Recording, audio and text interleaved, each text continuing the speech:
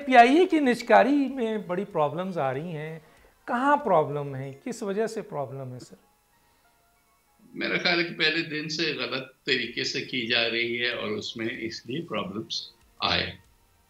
ہمیں جس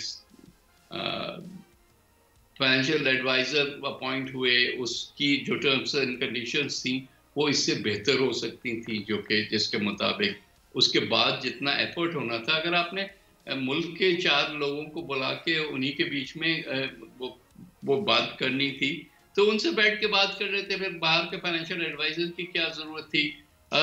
جب اس قسم کی پرائیویٹائزیشنز ہوتی ہیں آپ نے ان لوگوں کو جو ہے لیڈ دینی ہوتی ہے جو کہ اس کی باہر شریف بھی کر سکیں اور جس کے پاس ایکسپیرینس ہو. دنیا میں بڑی بڑی فرمز ہیں جو کہ یہ کر سکتی ہیں. جو فرم ہائر ہوئی وہ ضرور ایک بڑا نام ہے لیکن ایک اور فیلڈ میں وہ آپ کو بیک اپ سپورٹ، اس کی ایویلیویشن، اس کے نمبرز کرنچنگ تو کر کے دے سکتی ہے، لیکن مارکیٹنگ کے لیے پھر بھی آپ کو ایک بڑی انویسٹمنٹ بینک چاہیے.